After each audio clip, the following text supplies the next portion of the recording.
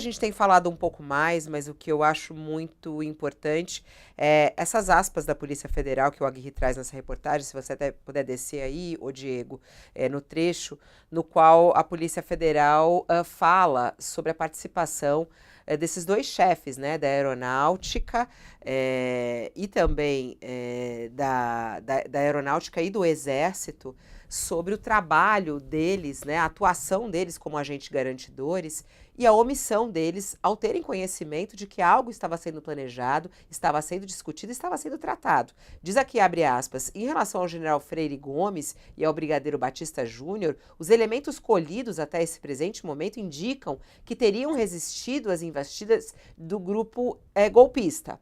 No entanto, considerando a posição deles de agentes garantidores, é necessário avançar na investigação para apurar uma possível conduta comissiva por omissão, pelo fato de terem tomado ciência dos atos que estavam sendo praticados. E na condição deles, comandantes do Exército e da Aeronáutica. Você vê aí um crime de omissão, o Reinaldo, dos militares? Eu vou responder assim. Tem um verso do poeta Rimbaud que eu acho maravilhoso, no conjunto do poema, mas tem um trechinho, e eu vivo usando isso, pego o extrato e uso em determinadas circunstâncias. Aí ele diz lá, num dado momento, em grande melancolia, ele diz: perdi a vida por delicadeza, né? Eu costumo dizer, a gente precisa tomar cuidado para não perder a vida por delicadeza, né? Ou por indelicadeza, ou perder o principal pelo detalhe. Vamos lá. O Freire Gomes foi chamado de cagão pelo Braga Neto. E o Freire Gomes não entrou na coisa golpista que eles queriam. Comandando o Exército, depois demitido por Lula, porque o Lula achou que não estava atuando a contento para, enfim, desmobilizar, não atuou a contento para desmobilizar os acampamentos golpistas, etc. Mas na aventura golpista propriamente não entrou. O Batista Júnior foi outro, né, da aeronáutica, atacado duramente pelo Braga Neto, né, pela mesma razão. Então, vejam só. Imaginar também, a gente não pode exigir das pessoas aquilo que elas não poderiam dar, sem o que você teria uma crise eventualmente ainda mais grave do que aquela que aconteceu.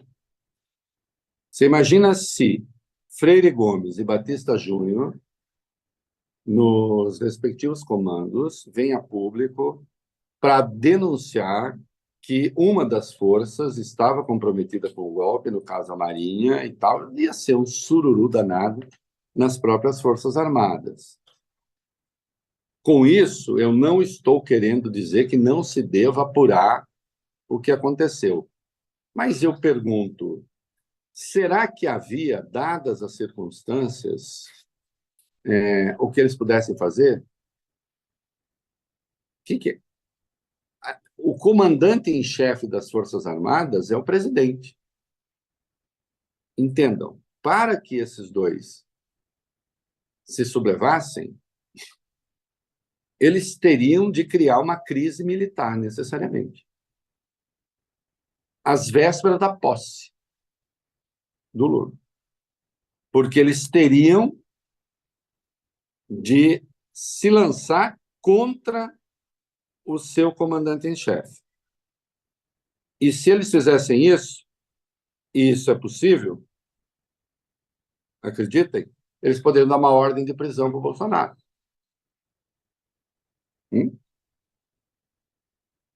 Vocês imaginaram o tamanho do sururu se isso acontecesse? Então,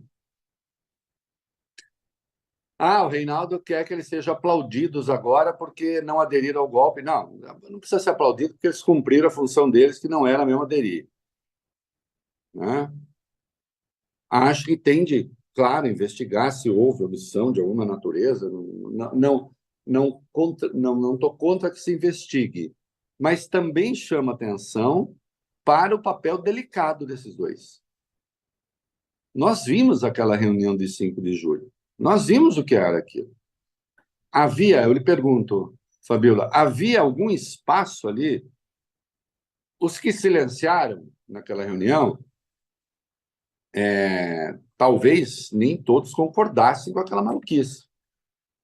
Mas havia espaço para dizer, eita, não é bem assim. Ô, presidente, vamos com calma. Não havia. Então, acho que sim, é preciso apurar, no sentido de que a gente precisa conhecer tudo o que aconteceu. Como os eventos se deram, a natureza da pressão. Né?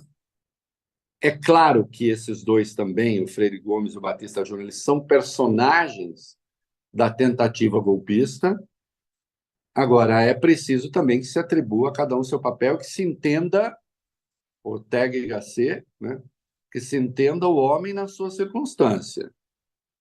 Isso é a frase do Ortega y Gasset, eu sou eu e minhas circunstâncias. Quer dizer, eu não, quando estou nas coisas, não sou apenas eu. Eu entendo das minhas vontades, das minhas subjetividades, dos meus interesses, daquilo que eu quero fazer, da vida como ato de vontade, como ato volitivo, de escolhas. Mas eu também tenho circunstâncias. Né?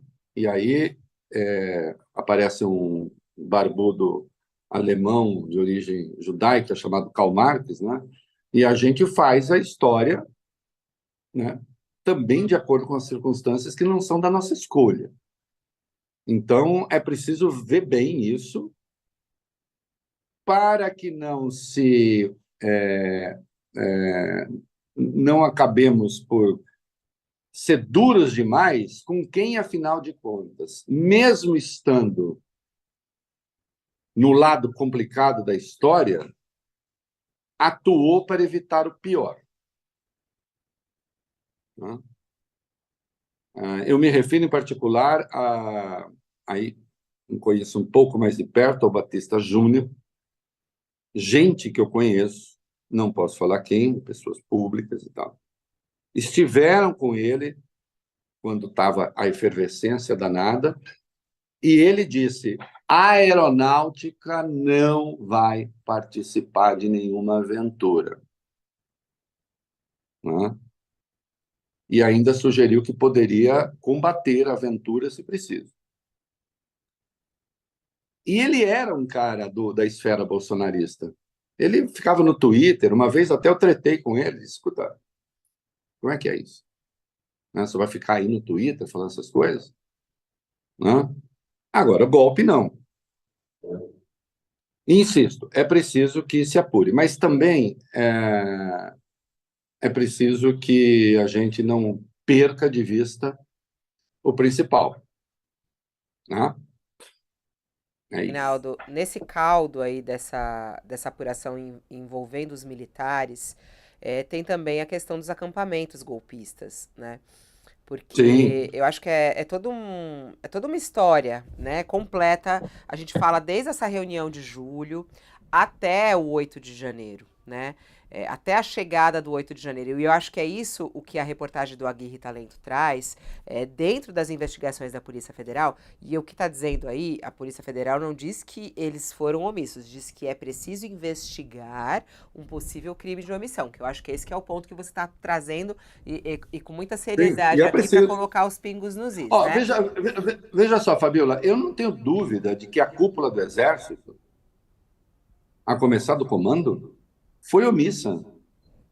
Aqueles acampamentos no Exército jamais deveriam ter acontecido. Com apoio do Jamais, exército. É. jamais. Eu até brinquei já, acho que foi aqui, não sei se foi aqui, foi na rádio, né? Mas eu disse, se eu resolvesse ir lá declamar Camões, ia chegar um sujeito com um fuzil e falar: ô, maluco, tá fazendo o que aí? Ah, tô declamando Camões, é que eu gosto muito de Camões. Vai declamar Camões, vai embora daqui. Ou vai preso. Hã? Se eu fosse vender churrasquinho ali, iam me tocar de lá. Se eu fosse esperar o Uber, vou chamar o Uber, vou chamar o 99 para não parecer que eu estou fazendo propaganda. E Vou você chamar nem lá um usa esses, aplicativo. você usa o táxi do Moacir, e aí tá falando aí. O táxi do Moacir, meu amigo Moacir Brown, né? Nosso amigo, Moacir Brown. Iam me botar na rua. Falava, vai embora ou vai ser preso, vai em cana. Agora, os caras ficaram ali pedindo golpe, já se sabe, tinha até gente armada, havia 4, 5 cozinhas industriais ali. Armou-se uma cidade dos malucos. E o exército não fez nada. Não retirou por quê? Para começo de conversa, é permitido fazer isso? A resposta é não. E se deixou, se omitiu.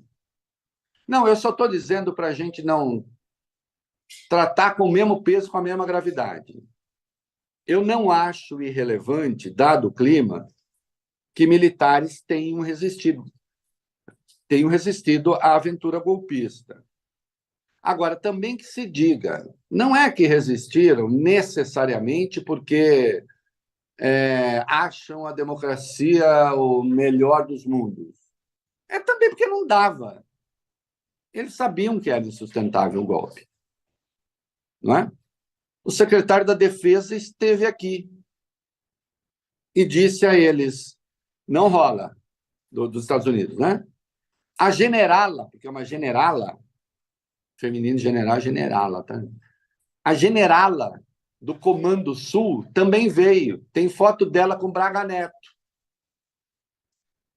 E também falou, golpe não rola.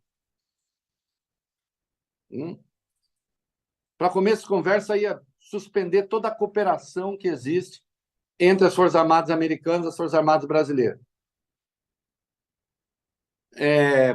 Chance de sanções econômicas graves. Tanto é que essa fatia do empresariado, veja só, não, tem uma parte do empresariado que achava o máximo Lula. Não, não tinha, quase nada. Tinha um ou outro, poucos. O empresariado se deixou contaminar pelo bolsonarismo de uma maneira miserável. Não é? Aquele papo todo de desregulamentação disso, desregulamentação daquilo, eles caíram nessa conversa. Acaba de sair uma pesquisa do BNDES, a melhor avaliação que o BNDES tem na história. Olha a atuação do BNDES em favor da economia brasileira, inclusive do empresariado, agora no governo Lula, mas lá eles caíram na conversa. Agora, golpista, a nata do empresariado, elite do empresariado, não. Agora, esses empresários descolados, inclusive alguns deles do mercado internacional e das transações internacionais, essa gente sim, achou que sim. Então tinha ali, tinha nas Forças Armadas, tal. Eu só não quero deixar de relevar o papel daqueles que foram prudentes, ainda que por cálculo. Vejam, eu dizia um professor meu, o fundo das consciências a Deus pertence. Né? Eu não preciso ficar olhando no olho, mas você acredita mesmo nisso? Ou você está falando? Eu não quero saber se acredita mesmo, né? Eu quero saber qual é a ação prática da pessoa, qual é a consequência das escolhas que ela faz. Né? E essas pessoas acabaram fazendo a escolha correta na hora da onça beber água. Né? Agora, isso não implica que não tenha havido omissão anterior. Claro que houve, especialmente do Exército. Aqueles acampamentos eram ali em Brasília e em outros lugares, em áreas sob o controle do Exército, em que não se podia declamar um poema de Camões. Entende? Mas se podia ir lá, ficar lá pedindo golpe de Estado. Parte dos malucos que foram depredar as respectivas sedes dos três poderes, a parte saiu dali e voltou para lá. Né?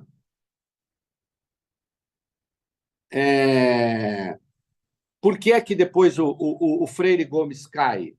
O Freire Gomes cai porque quem é que foi escolhido no seio do próprio Exército para comandar as forças especiais? Quem? Né? Justamente o ajudante de ordens de Jair Bolsonaro, o Mauro Cid. E aí se diz, Mauro Cid não, o Freire Gomes e outros disseram Mauro Cid sim. Como Mauro Cid sim? E nós estamos vendo o que fez Mauro Cid, que agora, na delação, está sendo importante. Então, claro que havia um comprometimento, claro que falta sobretudo uma cultura democrática às Forças Armadas brasileiras. Elas estão com uma formação intelectual que é da década de 50, da Guerra Fria. É preciso mudar a bibliografia. Há coisas que estão sendo ensinadas ali que já estão vencidas, já estão mortas. A tecnologia já avançou muito além daquilo. Do ponto de vista técnico, elas são mais desenvolvidas, apesar das dificuldades, do que do ponto de vista ideológico. Então, há um problema de formação. Que se diga, essa elite militar que está aí, com raras exceções, ela é mais atrasada ideologicamente do que a anterior. Essa elite militar que está aí, ela é herdeira do Silvio Frota, daquele que tentou dar golpe no Geisel e que perdeu. Ordenança do Silvio Frota foi o general Augusto Heleno. Entende? Formou-se uma elite militar mais, insisto, ideologicamente mais atrasada do que a geração anterior, que era geiselista. Isso eu estou falando tudo no universo militar.